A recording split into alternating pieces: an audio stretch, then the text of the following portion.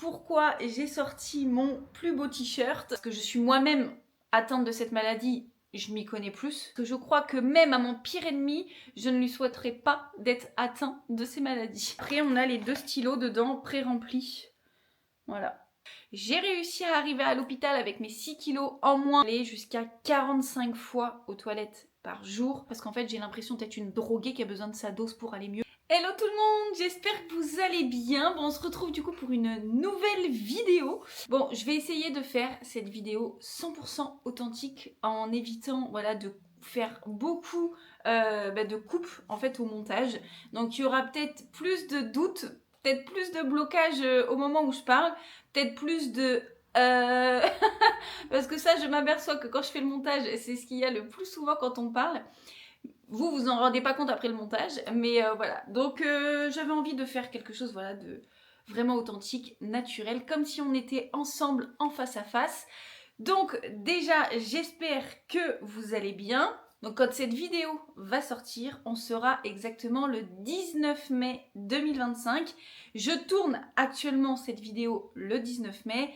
Et pourquoi j'ai sorti mon plus beau t-shirt ? C'est justement parce qu'aujourd'hui, le 19 mai, c'est la journée mondiale des MICI, donc maladie inflammatoire chronique de l'intestin, qui regroupe la maladie de Crohn et la rectocolite hémorragique. Donc bien souvent, la maladie de Crohn, elle est plus connue, mais moi, je suis atteinte de la rectocolite hémorragique ou alors la RCH. Ça sera plus court quand je voudrais parler de la rectocolite hémorragique. Donc je suis atteinte de la RCH depuis 2015, donc ça va faire 10 ans au mois d'août que je suis atteinte de cette maladie inflammatoire chronique de l'intestin. Et du coup, ça me tenait à cœur de faire une vidéo sur le sujet parce que je me dis que c'est encore trop méconnu. C'est vrai qu'on parle souvent de maladies invisibles, parce que c'est vrai qu'à première vue, ça ne se voit pas. On parle bien souvent d'handicap invisible.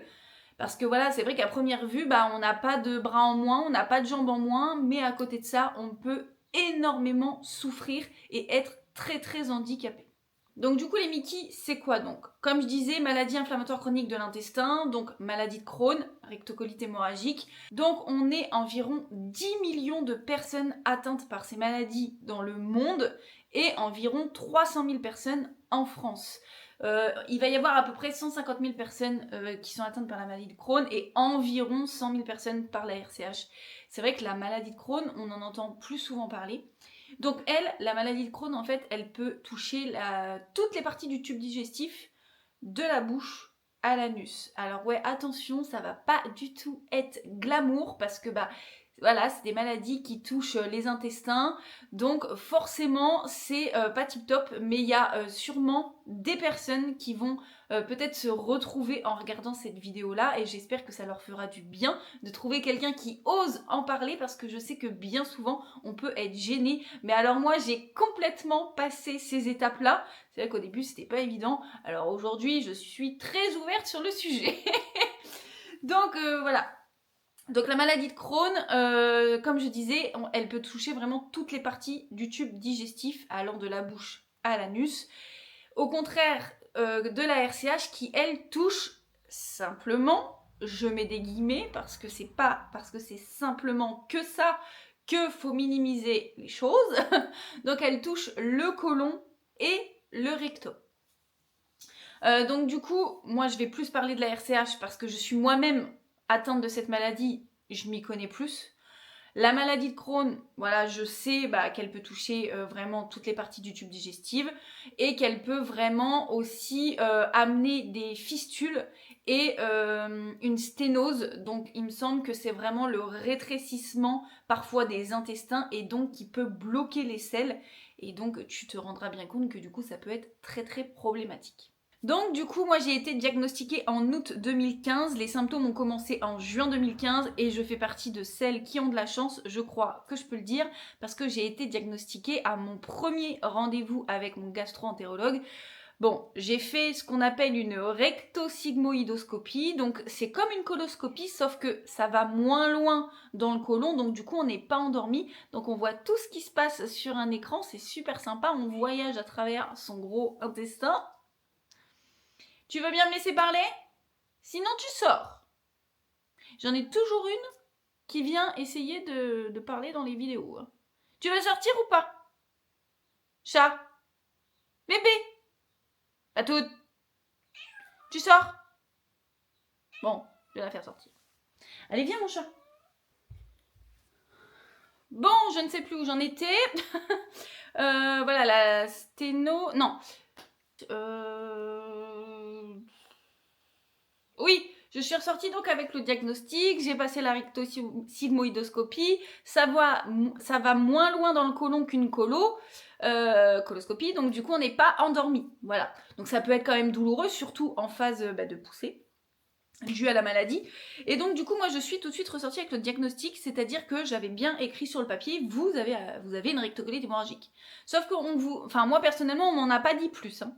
Donc moi je suis ressortie de là-dedans, j'étais pas si inquiète que ça, parce que franchement, voilà, ça faisait partie des petites crises. Donc à savoir que ce sont des maladies qui interviennent par crise, ce qu'on appelle souvent des poussées, alternées avec des phases de pause, qu'on appelle souvent des phases de rémission. Donc du coup moi là je pense que c'était première poussée, donc premier symptôme que j'ai eu, et le seul pour ma première crise en 2015, c'est du sang dans les selles. Donc c'est vrai que quand ça dure 2 mois... J'avais pas trop envie de consulter, hein, c'est pas forcément agréable. Mais du coup, je me suis quand même forcée à y aller. Et je pense que j'ai bien fait parce que les choses auraient pu s'aggraver très très vite. Donc du coup, j'ai eu un traitement, voilà, qui a fait que la crise elle est passée. Donc ça s'est plutôt bien passé. Après, s'en est suivi, je crois, 2016, une autre petite crise. Donc on m'a donné en fait un traitement avec une grande pipette que je devais m'injecter dans l'anus le soir en étant sur le côté gauche, pomper pour que le produit sorte. Et voilà, et j'avais aussi des granulés à garder sous la langue, à faire fondre, une sorte de pansement intérieur pour soigner la crise. Donc ça, c'est les premiers traitements qu'on nous donne dans les petites crises, quoi. Donc ça a très bien marché. 2016, il me semble que j'ai eu le même traitement. 2017, pareil. Après, de 2017 à 2020, je n'ai eu aucune crise, aucune poussée, rien, nada. Donc en fait, moi, franchement, j'avais oublié la maladie, sachant que du coup, j'avais quand même commencé à regarder sur internet ce qui se disait à propos de cette maladie-là, puisqu'on m'en avait pas dit plus. Et moi, c'est vrai que je suis assez curieuse, j'avais besoin de savoir. Donc c'est vrai que c'est sur internet que j'ai appris qu'en fait c'était une maladie qui ne se guérissait pas. C'était une maladie chronique et donc j'aurais ça à vie en fait, mais simplement elle interviendrait par poussée et avec des phases de rémission. Il y en a qui peuvent rester malheureusement des années en période de poussée et il y en a qui restent aussi des années en période de rémission et qui peuvent rester toute leur vie en période de rémission. En tout cas, je vous le souhaite à ceux qui, comme moi, sont atteints de ces maladies-là. Je vous souhaite de tout cœur de rester en rémission, parce que je crois que même à mon pire ennemi, je ne lui souhaiterais pas d'être atteint de ces maladies. Donc du coup, voilà, pendant 3 ans, j'ai été tranquille, j'avais arrêté les traitements, franchement, tout allait bien. Par contre, en octobre 2020, je pense qu'en fait, elle m'a mis les 3 ans d'un coup, quoi. Il n'y a pas été de main morte. Donc sous cortisone. Et au final, la cortisone, je ne répondais plus. En fait, je suis devenue ce qu'on appelle corticodépendante. Donc ça veut dire que que la cortisone ne fait plus effet. Donc ça devient un petit peu problématique, sachant que moi, la cortisone, elle faisait effet à peu près au bout de 12 jours. Et c'est vrai que c'était des poussées là de plus en plus fortes. Et c'était la première fois que je connaissais les douleurs abdominales avec cette maladie-là. Moi, j'avais connu, on va dire, que le sang dans les selles à aller plusieurs fois aux toilettes par jour, une dizaine de fois à peu près. Donc c'est déjà pas mal, sachant que quand on y va, après, c'est principalement que du sang. Donc du coup, beaucoup de fatigue. Mais là, en 2020, c'était ça. C'était douleur abdominale. Il me semble que j'avais aussi eu de la fièvre. J'avais perdu quelques kilos parce que après on ne mange plus, il n'y a plus rien qui passe tellement en fait les intestins sont enflammés. Et donc du coup on se retrouve en fait avec des trous au niveau des intestins et les aliments ou tout ce qui est déchets qui ne devraient pas passer, et en fait elles passent puisque les trous de la passoire, voilà, vous imaginez une passoire ou un gruyère avec des trous, mais en fait ce qui ne devrait pas passer, du coup passe et se retrouve dans notre sang. Donc c'est pas bon du tout. Et donc du coup 2021, donc la crise de 2020 finie, quand même par passé, je crois à peu près au bout de 2 mois, ce qui est quand même très long. 2021, pareil, à peu près en octobre. Octobre-novembre. Je sais que moi, c'était une période assez difficile pour moi. J'avais perdu donc ma grand-mère en octobre 2014. Et on l'a enterrée donc en novembre 2014, le jour de mon anniversaire. Ça a été très dur pour moi, j'ai mis des années et des années à faire mon deuil, j'ai même l'impression parfois de ne pas vraiment l'avoir encore fait, alors que ça va faire 11 ans cette année. Et donc du coup c'est vrai qu'à cette période-là, là, 2 années de suite, c'était cette période-là qui me tracassait quoi. Donc j'appréhendais à chaque fois cette période de retomber en crise et donc 2 années de suite c'est ce qui est arrivé. Donc 2021, une crise mais juste insupportable. Aujourd'hui je peux le dire, j'ai réussi à supporter l'insupportable, vraiment. Donc 2021, j'ai perdu 6 kilos en l'espace de quelques semaines. Donc je ne mangeais plus, j'allais à la selle à peu près 30 fois par jour, y compris la nuit. Des fois la nuit c'est encore pire. Fièvre, j'ai fait 2 échecs de traitement aussi, il me semble, en 2021. Immunosuppresseur par voie orale que je n'ai pas supporté. Donc ça, j'ai fait un malaise, donc arrêt immédiat du traitement. Pareil, en décembre 2021, il me semble, j'avais eu un autre traitement, donc cette fois-ci par piqûre, par stylo, avec un produit en fait déjà pré-rempli, qu'il fallait que je m'injecte dans la cuisse, il me semble, c'était toutes les semaines celui-là. Sauf que j'ai fait en fait des céphalées qu'on appelle, donc vraiment grosse douleur au niveau de la tête, mais atroce. Je ne supportais plus la lumière, je me suis retrouvée en boule chez moi. Ma maman était en vacances chez moi pendant quelques jours. C'était le premier jour où elle était arrivée, je m'en voulais tellement. Et ils se sont retrouvés avec mon mari à devoir appeler les pompiers pour venir me chercher. Alors si moi j'ai fait appel aux pompiers, c'est que vraiment je ne supportais pas parce que, à savoir que je suis dame anti-médicaments, anti-médecin, anti-hôpital, anti-tout ça. Pas parce que j'ai peur, mais alors loin de là, mais parce que c'est pas mon truc, je veux éviter voilà, tout ce qui est médicaments, etc. Donc du coup je me suis retrouvée aux urgences. Donc le lendemain, j'appelle mon gastro encore en urgence pour lui parler de tout ça et il m'a dit que c'était une réaction au traitement, qu'il fallait que je l'arrête encore une fois en urgence. Donc encore une fois, je me retrouvais avec un échec de traitement. Mais je pense clairement, alors moi je suis comme ça, vu qu'en fait je n'en voulais pas intérieurement, psychologiquement, je ne voulais pas de ces traitements chimiques, je pense que mon corps les a rejetés. Et donc du coup, voilà, échec des traitements. Les crises finissent quand même par passer à l'aide, je crois quand même, de la cortisone, il me semble. C'est vrai que c'est un peu flou tout ça. Parce que la dernière crise à ce jour, elle est de la période entre mai et juillet 2022. Et c'est vrai que je suis en rémission depuis. Donc ça déjà c'est une très bonne chose, mais c'est la crise que je me souviens le plus parce que je pense que c'est celle que j'ai le plus souffert, c'est celle que j'ai le plus pris dans mon estime. Dans ma vie en tant que femme, je crois que c'est celle qui m'a fait le plus souffrir. Donc c'est celle voilà, qui m'a le plus marquée. Donc je sentais que les symptômes commençaient à arriver fin mai 2022. Je l'avais dit à mon mari, je dis là je pense qu'il y a une crise qui arrive, donc ça commence en fait avec des glaires dans les selles, du sang dans les selles. Et plus ça allait, plus j'allais aux toilettes.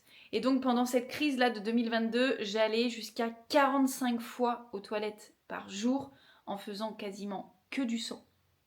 J'ai eu des montées de fièvre jusqu'à quasiment 39. J'ai perdu encore une fois 6 kilos. Je n'arrivais plus à manger, plus à boire.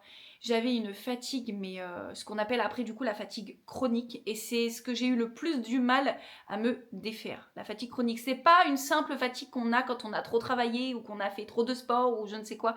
Ça n'a strictement rien à voir. Et je pense que c'est vrai que tant qu'on ne le vit pas, on a vraiment du mal à se rendre compte ce que c'est la fatigue chronique. Mais c'est vraiment un poids qui vous tombe dessus et on est incapable de rien et que même en marchant, on va pouvoir piquer du nez. Enfin, c'est horrible. Mais donc du coup, cette crise-là, voilà, des allers-retours aux toilettes. Et le problème aussi, et ça a été très dur, c'est qu'on peut devenir incontinent. Et ça a été mon cas... alors ça avait déjà été mon cas dans les crises de 2020 et 2021. 2021 sûr. Mais 2022, ça a été la pire. Je me suis fait plusieurs fois dessus, malheureusement. Aujourd'hui, j'ose en parler parce que c'est la réalité des choses en fait. Tout ça, personne ne le voit, mis à part la personne avec laquelle on le vit. Parce que c'est pas quelque chose qu'on va exposer sur les réseaux sociaux quand on est en train de vivre les choses.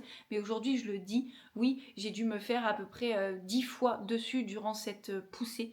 Ça m'est même arrivé en prenant une douche parce qu'en fait, on est incapable, mais vraiment incapable, et le mot est faible, de se retenir.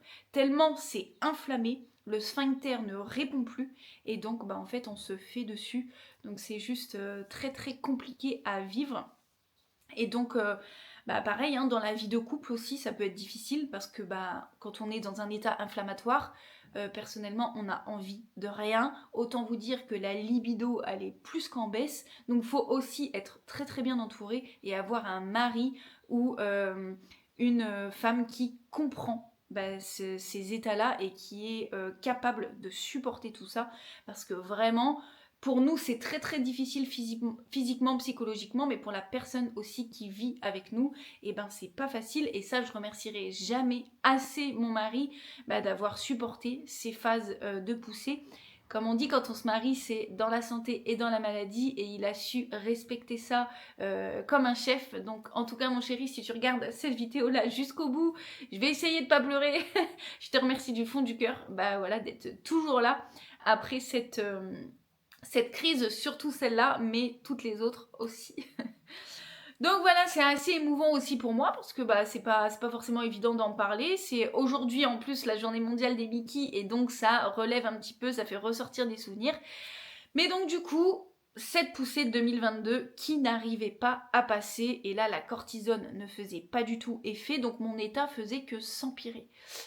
Donc mon gastro-entérologue m'a conseillé de prendre contact, ou je sais plus si c'était lui qui avait pris contact ou quoi, mais avec l'hôpital. Donc personnellement moi j'habite pas loin d'Orléans, donc là c'était donc le CHR d'Orléans. Et donc le problème c'est qu'il n'y avait pas de place pour me recevoir, il n'y avait pas de lit disponible. Donc oui, moi je veux bien, sauf que moi là je fais quoi en fait, je n'en peux plus.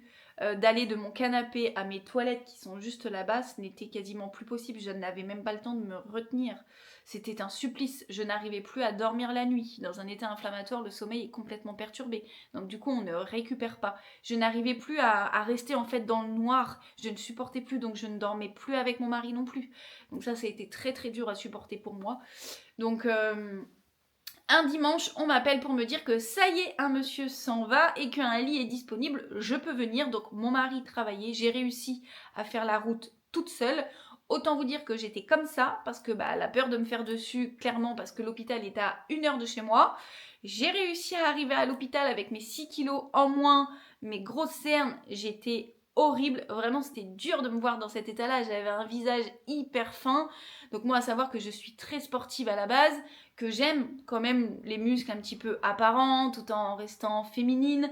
Et là, ce que j'avais gagné, tous les efforts que j'avais fait pour essayer de me sentir bien dans mon corps, franchement en l'espace de 3 semaines j'ai quasi tout perdu, j'avais plus de bras, j'avais plus de fesses, plus de cuisses, c'est dingue. Donc du coup j'arrive à l'hôpital et là je m'installe. Donc ils ont commencé à me faire tout un tas d'examens de prise de sang. Ils me prenaient je crois 10 tubes de sang alors que je me vidais déjà de sang. Enfin je leur ai dit mais laissez-moi-en quoi quand même. Donc forcément quand c'est comme ça on se retrouve aussi carence en fer. Voilà, moi j'étais en anémie assez sévère. Donc pendant mon séjour à l'hôpital j'ai eu une perfusion de sang, de fer du coup. Et on a commencé du coup avec la cortisone mais en intraveineuse pour calmer déjà la crise. Donc ça a pris quand même à peu près 4 jours. Et je sentais que ça allait de mieux en mieux, mais très très très très fatiguée.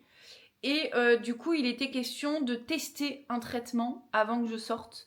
Donc un traitement de biothérapie. Donc c'est encore au-dessus des immunosuppresseurs. Donc en fait, ça vient bloquer la protéine inflammatoire dans le corps qui vient du coup déclencher les poussées. Ce qu'on appelle la protéine TNF-alpha, il me semble.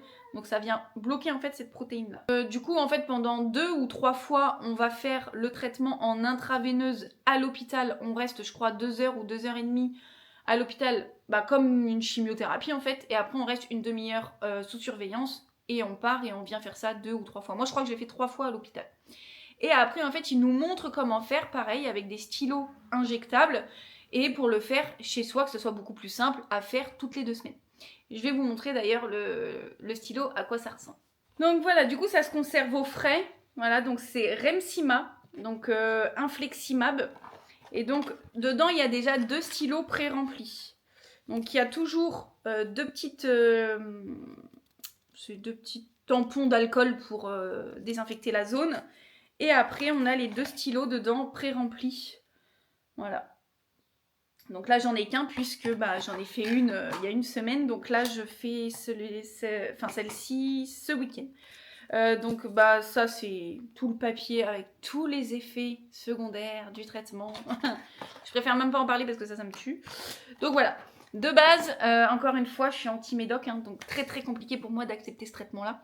En fait, de devoir me dire que je devais avoir un traitement pour aller mieux, c'était très dur psychologiquement. Mais en fait, si aujourd'hui, je pense que je suis aussi en rémission depuis 2022, c'est que vraiment, d'avoir été hospitalisée à cause de la maladie, ça m'a fait un choc et ça m'a fait vraiment prendre conscience des choses, à me dire, écoute meuf, c'est pas rien ce que t'as en fait. Arrête de minimiser les choses.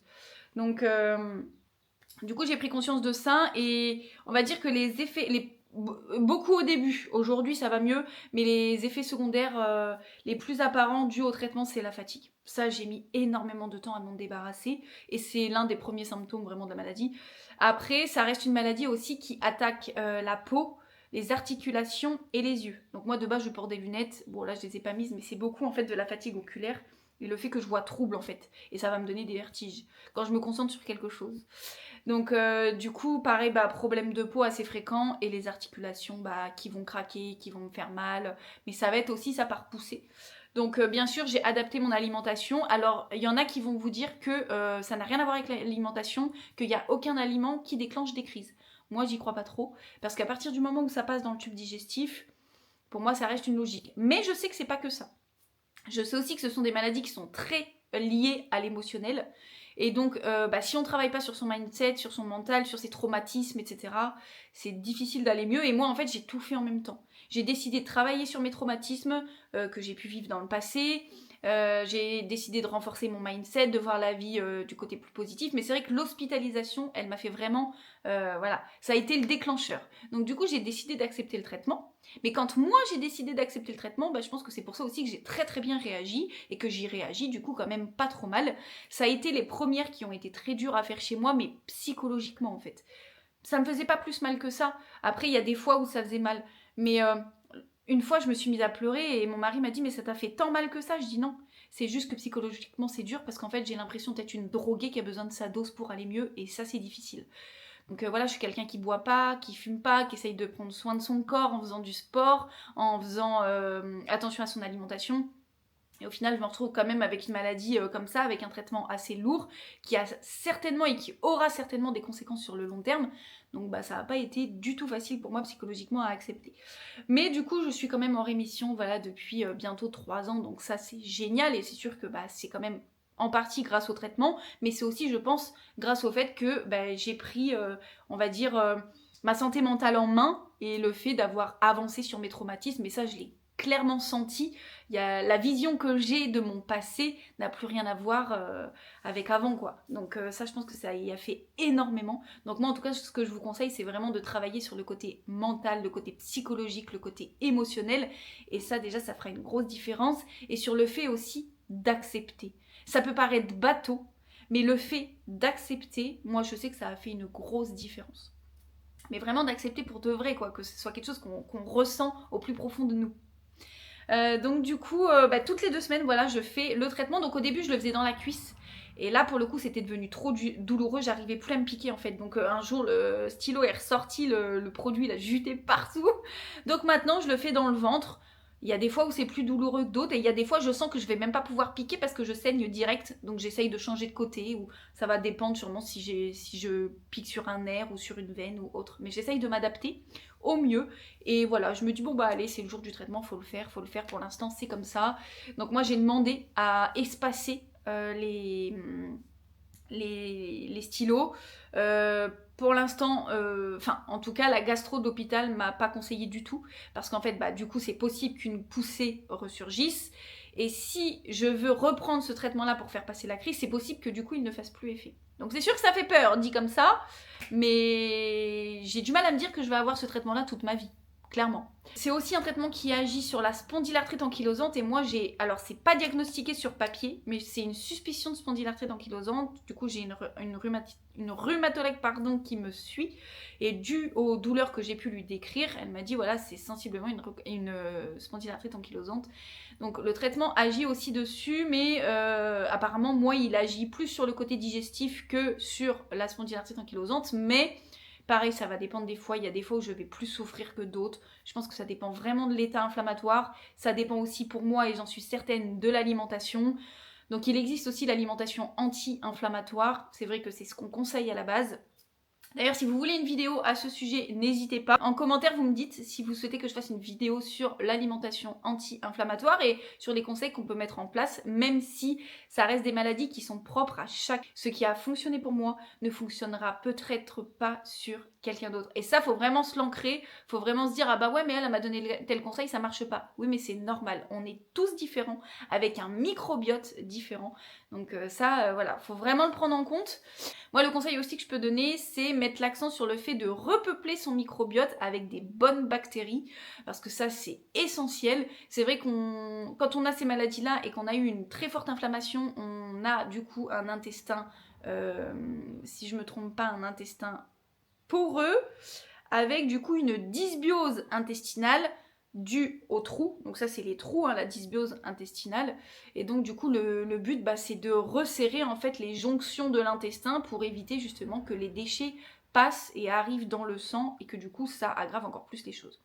Donc moi c'est vrai que si je n'acceptais pas d'être hospitalisée et ce traitement-là, comme mon gastro m'a dit, après c'est la stomie, donc c'est-à-dire la poche. Et ça j'avoue que ça serait encore une étape vraiment très très compliqué. Donc en tout cas, force, courage et soutien à tous ceux qui vivent avec une stomie. Vraiment, vous êtes des warriors. Rendez-vous en compte parce que vraiment... Alors moi je dis, je sais pas si je pourrais supporter, mais j'aurais certainement pas le choix. Mais ça serait extrêmement compliqué psychologiquement à accepter. Donc voilà un petit peu pour le résumé. Donc je pensais pas que c'était une vidéo qui allait durer aussi longtemps. Mais voilà, j'avais envie aussi un peu de parler de mon parcours. Donc si vous avez des questions, vraiment n'hésitez pas, que ce soit en commentaire, sur Instagram. Je vous mets mon Instagram juste ici, mais en tout cas n'hésitez pas à vous abonner à la chaîne, à lâcher un maximum de pouces en l'air, à partager peut-être la vidéo autour de vous si vous connaissez des personnes aussi qui sont atteintes de ces maladies-là ou simplement qui sont curieux d'en savoir un peu plus. En tout cas, je vous remercie d'avoir suivi la vidéo jusqu'au bout. On se retrouve très bientôt pour une nouvelle vidéo. Ciao ciao!